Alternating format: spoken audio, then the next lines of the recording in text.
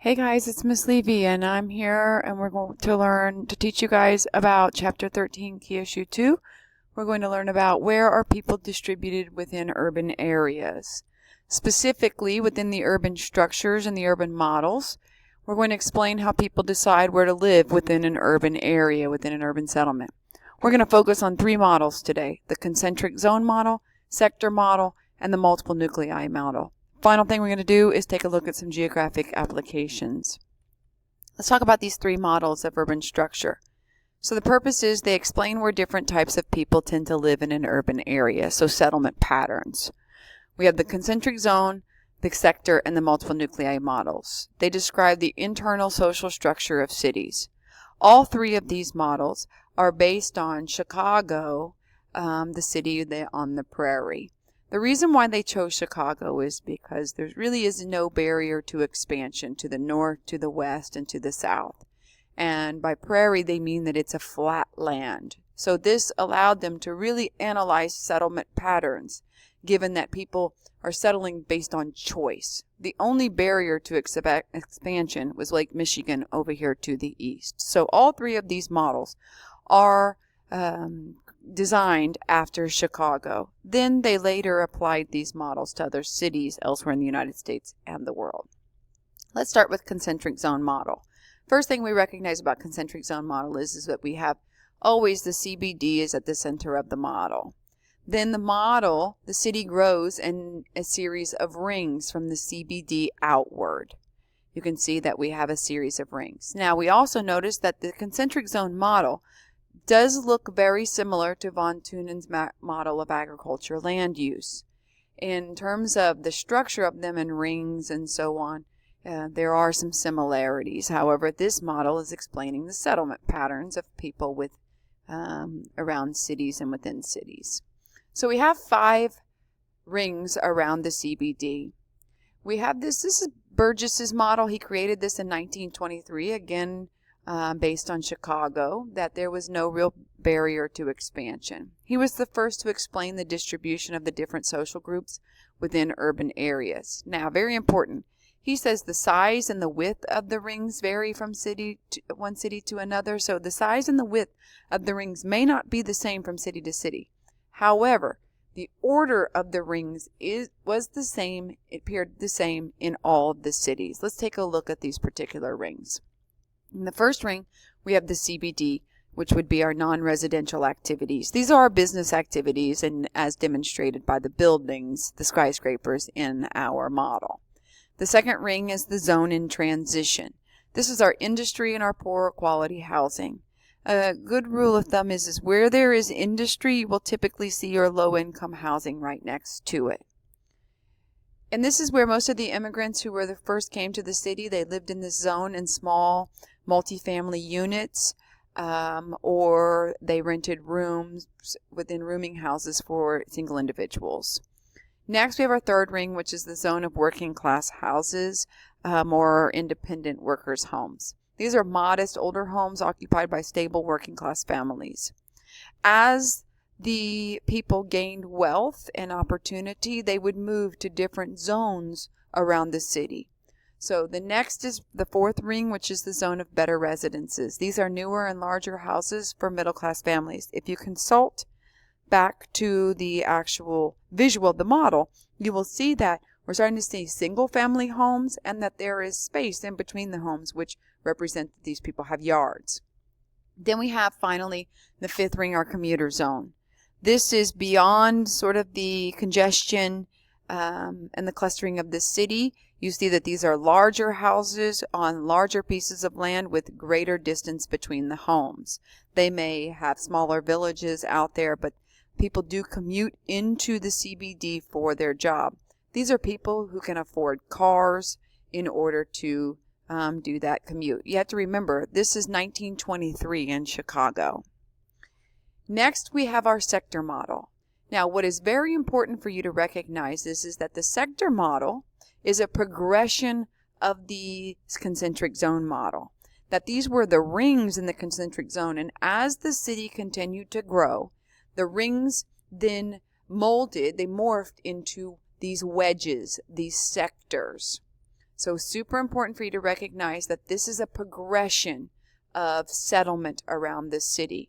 These were the rings that have then progressed into these wedges, the sectors. So Hoyt created this model in 1939. Again, this is based on Chicago as well. He said that the city developed in a series of sectors, not rings. That certain areas of the city are more attractive for different activities and for different people. Once a district with high-class housing is established, the most expensive new housing is built on the outer edge of that district, farther from the center. The best housing is in a corridor extending from downtown to the outer edge of the city, separating from the urban problems, and that the industrial and retail activities develop in another sector along the good transportation lines. So let's take a look at this. At the center of our model, just like our concentric zone, we have our CBD, our business district. Now, we see for the first time a sector, a wedge, that is our transportation and industry.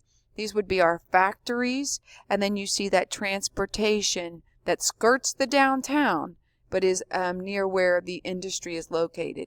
This is mainly to bring raw material in and finished product out. You have to move those raw materials and that finished product. In addition, you will move people into the city and out. Right next to our transportation and our industry is our low-class residential. Again, you will typically see low-class residential located next to the industry and transportation. This is because it's an unappealing area, so unfortunately only low-income people will be stuck living next to it because other people can afford to move away from it. In addition, many of the low-income people work in these factories, and they relied on that transportation network. So they worked in the factories, they didn't have cars to commute, so they walked to their jobs.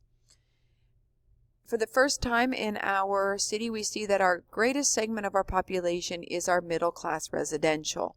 Keeping in mind, as people gain wealth in each wedge, as people became more wealthy, they would move further from the CBD to the outer edges of the residential. So even in the low-income, low-class housing, you see that the wealthiest people within that wedge live here on the outside. Then you have our middle-class residential.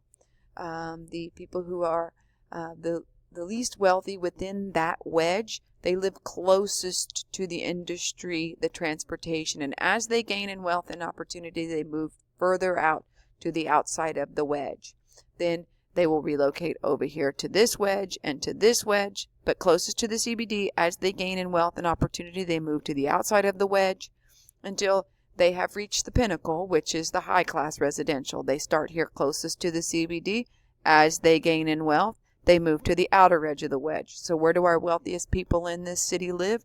The outside of this high-class residential wedge. As the city continues to grow, the wealthiest people will continue to move further out here on this wedge. Now, when we compare these two models, again, we know that the sector model is a refinement of the concentric zone. As those cities grew, the rings pushed out into these wedge. And that when Hoyt mapped the highest rent areas in different U.S. cities at different times, he found that the highest social class district usually remained in the same district, but did move farther out along the sector over time. And they both claimed that social patterns in Chicago supported their models. Burgess, because he says that it was only broken up by Lake Michigan. His rings were only broken up by Lake Michigan. And Hoyt, because he says if you look at where the best housing has developed, it's developed along a very specific corridor north from the CBD along Lake Michigan, and that the industry was located along the major rail and roads to the south, the southwest, and the northwest. The final model we're going to discuss today is the multiple nuclei model. The multiple nuclei model, again, is the sector model, and it's the continued growth of this city. So it pushes out, and now we begin to see the formation of nodes. And around these nodes, you will have different activities and housing located. The center of the model, just like all the other models, we have our CBD, our Central Business District. Now, next to our CBD, we see our wholesale and light manufacturing. The heavy manufacturing in our outlying business district, that has our heavy manufacturing in our industrial suburb, it's relocated now outside the city. We learned in 13.1 that some of that is because the land has become so expensive closer to the CBD, and these factories require an extensive amount of land area, and so it is too expensive for them to be located closer to the CBD. They must now relocate outside of the city. Also, as cities began to put in new zoning laws. So we have our wholesale light manufacturing here, who lives right next to this factory's light manufacturing, and over here in our heavy and our industrial suburb, we have our low-income housing. Much for the same reasons, because this is not the most appealing area to live with the factories and such, and because this gives them better transportation options and so on. Next, we have our middle class residential. Our wedges have pushed into, now it is a whole entity here. And then for the first time, we begin to see out here on the outskirts, we have our outlying business district, our high class residential, and we have our residential suburb. And this outlying business district is really for this high class residential in the suburb. They may work there so that now they no longer have to commute, or this could be for retail. So we learned again in 13.1 that much of the retail moved from the CBD to the outlying suburbs, and that's because land is cheaper and because their workers moved to the suburbs, the wealthier people moved to the suburbs, so that's where their businesses then followed. And so you begin to see that the city is a complex structure that involves more than one center around which activities revolve. That we have now these nodes, like a neighborhood business center, a university node, an airport node. And around different nodes, you would see different activities. So for example, around an airport node, you may see long-term parking, or you may see hotels, and you wouldn't necessarily see that around a university node. Maybe around a university node, you see cheaper restaurants and entertainment that college students would want, and you wouldn't necessarily see that same type of activity around your high-class residential. Maybe around high-class residential and housing, you see very expensive stores and expensive restaurants, car dealerships and such. So for the first time, some activities are attracted to particular nodes and others try to avoid them. This is Harrison Ullman's model. This is 1945 in Chicago as well. And so when we look at the geographic applications of our models, how do we understand or know this data? So much of it has to do with the census. And the United States government, the Census Bureau, has divided all of the residential areas into census tract. And a census tract represents 5,000 residents. And they'll send a census to particular specific people along streets and in neighborhoods, and they assume that the people who fill out those census, that they represent many of the people within their neighborhood in terms of their income and their housing worth and the number of children they have and other socioeconomic characteristics. And then they publish this data, and the government can use this data for learning about where they need to locate particular services, build schools and such. But businesses buy this data as well, and this is some of the data that they use for their market area analysis in order to gain the knowledge of their range and threshold when deciding where to locate their businesses.